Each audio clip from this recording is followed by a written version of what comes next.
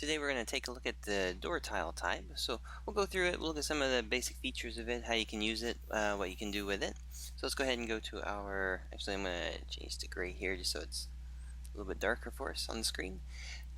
Alright, let's go ahead and make a new level inside our game and world. And for this one, there is a tile type set right here. We'll use this one. Alright, so I'm going to place a couple of blocks in the scene.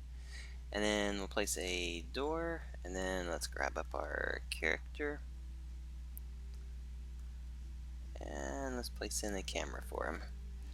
Alright, so this by itself right here, this kind of represents the basic elements that you can need something to trigger it, so we'll use a player. You could use a block or a physics object or anything else that you want to actually trigger it. But for the door itself, it has multiple states in terms of how it actually functions.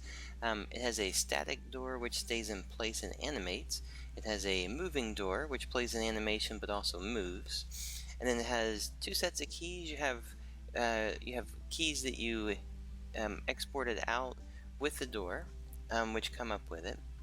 You also have a trigger key, which you can trigger other objects in the scene so that if you don't want to use this key, you can use any other item to represent the key that you want to use to open it. You have a moving to spot. This is just kind of like a waypoint. It's going to say where you want it to move to.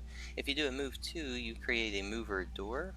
If you have no mover, then it actually is a static door playing the animation. And then you've got your trigger events, you've got your groups and your padding, and we'll take a look at all of those. The trigger event, or the group brush and the padding, so you can take a look at how they work. But like, if we just have just this inside the scene right here, the way the door is set up at the moment, I should just be able to push play here. And when it loads up, there we go. Then we'll be able to see that I can walk to the door. The message box that comes up, that's going to be if you want a message box, if you want the default one, if you want none. You can choose all those of how you want it to be. So now the door is opening. Notice there's a camera shake. So the camera shake, you can have a camera shake on the start of opening, during it, at the end of it, when it closes. And then you can have all the message boxes to either show or not show. So a lot of different options on that side of it. So now we have a door that opens and closes. And notice that the door itself, when I'm pushing, I can't actually, when it comes up and down, I have to wait until it goes all the way up. You have an option in terms of collision. How long do you have to wait before the door actually is open? And you can choose how and where and stuff on that side of it. For the door though, let's take a look at some of the different options with it here.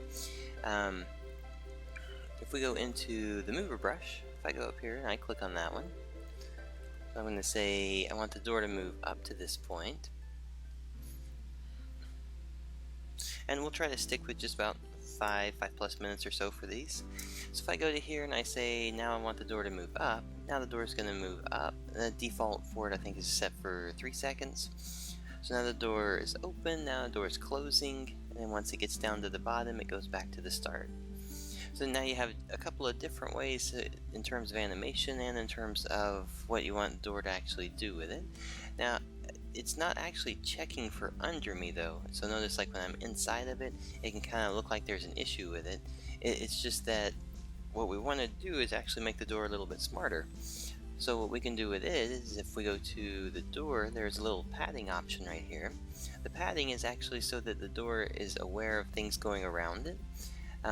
For instance, I can put a padding on that one, and then inside of our padding option down here, the options you can actually check for player, for target, for any tile. So you may want the door to go up to a certain spot, and then it stops, and the player may have to shoot something to blow it up so that it can keep on going. A lot of different ways you can play with it. We're just going to say it's going to check for player.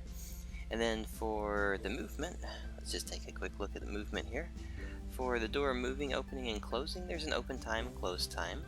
The open, let's actually say that this only takes 1 second to get up to the top, and then we'll have it 2 seconds to move down.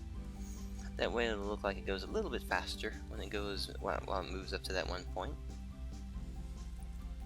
Alright, so if we get that one, Now the door moves up quicker, but now if I'm under it this time, when it comes down, it actually stops.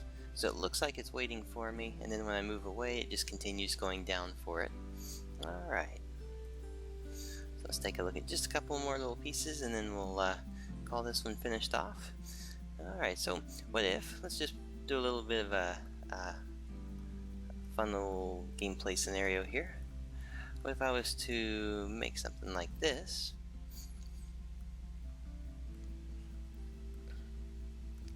And we'll say we'll place this one in the scene, so we'll put our goal down there. And then we have the door going in from here, but this time instead of being the block and the padding here, how about we do a group brush, and we'll actually group it together. That way, let's go ahead and we'll add one more key to it. Maybe you have to jump off the side just a little bit to grab it. Alright. And this way now, when the player comes over, we'll actually have a little bit of a fun to it, because when we have the keys, so if I come over, I still need 2 keys now to grab instead of 1. I grab my keys, I hit my door. Now all of a sudden the door moves upwards, and it's a good thing I get to my goal because the door is now closed and now I'm stuck inside of here. Alright, so there we go. Just kind of a fun different way to play it. A lot of different options though for door.